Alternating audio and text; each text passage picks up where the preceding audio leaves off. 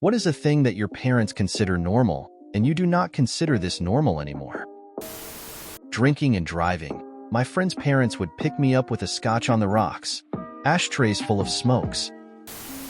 Forced physical affection. I could not tell y'all how many times I was dragged by my hair because I didn't want people kissing me on the mouth, or just because I was overstimulated and didn't want a hug.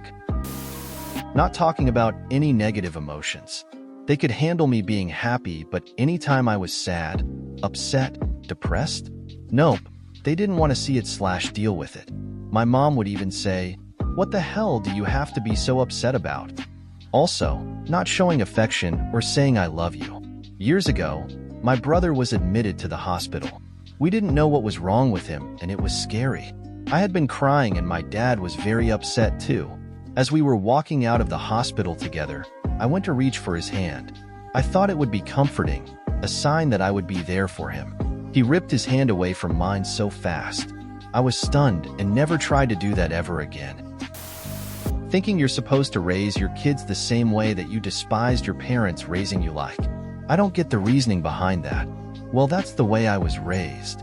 Yeah, so you should get it. It sucked and is a terrible idea. Being compelled to answer the phone if it rings. Thinking your very shy kid will get less shy if you keep shaming it for being too quiet. Downplaying mental health. I was told to ignore my bullies, which got me nowhere but wanting to stay home, sick, all the time in junior high. When I asked for counseling, I was told I didn't need it. Keeping batteries in the fridge. My parents still do this. Apparently, this was a belief from a long time ago that batteries would last longer if they are kept in the fridge. But I can't get it out of their mind that the batteries shouldn't be in the fridge. Putting up with abuse from family because family. Going to work sick, basically putting work first at all times. Just getting a job by walking in anywhere. All my adult life, whenever I've needed work, my dad continues suggesting just showing up to an office and don't leave until they let you talk to a manager and hand them your resume yourself. Poor younger me actually tried this, and I wandered around to every business trying to find my first job, hearing back from exactly zero. Openly mocking your spouse, the wife bad mentality. My father and his friend got together and were talking about how their partners were stupid for liking a YouTube smoothie guy and how stupid women were, and it was just really sad to see. Like if I thought someone was a moron and I didn't agree with their views, and we fought all the time and I was miserable with them, I would just not date or marry them. I can't imagine openly mocking my partner to my friends. I love and cherish him. I've been in relationships that made me miserable, and I have no desire to do that again. I'd rather be single. I just do not get it. A college degree is everything. Sure, it's important. But degrees are generally extremely specific nowadays. Years ago, I got a side job to pay off debts in the dining hall of a retirement home. When I told my parents this in passing conversation, my dad scoffed and said I should have applied to run the entire facility. The current director has a master's in management with an emphasis in geriatric care. My degree in X would never even get me an interview. Saying blood is thicker than water. Expecting us to allow a toxic relative back into our lives and putting up with it. Not setting healthy boundaries, in other words. It stopped with me. Just overall living standards. The house is breaking down. Parts of the ceiling missing, mold growing, ants all over. Nothing I do or say convinces them it shouldn't be like this. They like to give me the, "when you have kids, we'll watch him." And in my mind, I'm like, yeah, definitely not here. Alternative medicine. No, mom, you can't call a guy who can remotely heal your burn wound. Stopping by someone's house to visit, unannounced. Growing up, we had a sock basket, and after every load came out of the dryer, the socks were just thrown into the basket.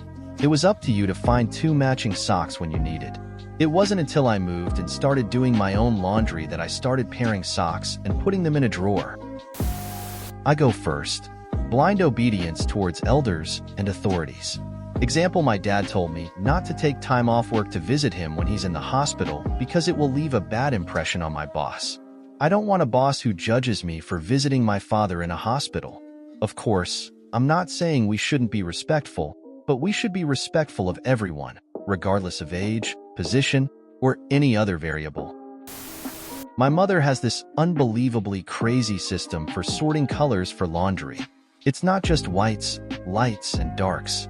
It seems like every color of the rainbow gets a pile. Also, everything goes in the dryer. My mom obsesses over her weight every summer and only eats lettuce for a few weeks until she gives up. She's barely even 5 kilograms overweight, if at all. Oh, and she smokes in the bathroom, and during parties, all the smokers gather in the kitchen under an open window. Always was disgusted by that. Calling me out of the blue and being upset when I don't answer. I don't get this one because they grew up in a time where it was perfectly normal to not have caller ID and not have an answering machine. I myself did, in fact. If you called and I wasn't home and within earshot of someone calling for me, you didn't speak to me until I call you back, assuming you also are available at that time. But we didn't get upset over it, unless it was the 3rd or 4th time in a row. Phone tag. Now I get the worst of both worlds. Unexpected calls and frustration when I don't pick up. Just text me to ask if I can chat. Otherwise, I assume it's an emergency. No one calls out of the blue unless it is. Company loyalty. My boomer dad can't fathom a world where we better our livelihood by taking better-paying jobs at a different company every few years. For his generation, staying at one company your entire career was a huge flex. Gossiping about everyone. Coffee pot in the bedroom. Being 4 hours early to the airport, I think everyone can relate here. Spanking. I am actually estranged from my parents and relatives over this issue, as my mother wanted me to spank my son with a paddle when his ADHD was diagnosed, and we did not spank him at all. I was spanked religiously as a child, to the point where a family therapist we went to when I was 13 or 14 told my mother to try spanking me more. This would have been in 1988 or 89, but my mother does not consider it abuse, which I do, and as a result she thinks I believe I was abused and refuses to talk to me. Corporal punishment for children. I actually thought it was normal for the majority of my childhood. But yeah, no. I don't spank/smack/hit my kids. My 4-year-old screeched she hated me for what felt like a solid hour. In reality, it was 5 minutes. My solution? I picked her up and hugged her, took deep, steadying breaths to regulate hers and calm her down, and told her no matter what that I loved her. After a minute, she settled in my arms, apologized for yelling and saying she hates me, and we continued on with our day. My first instinct was just smack her mouth /, but like, what would have happened to me if I said that to my parents? So I did the exact opposite.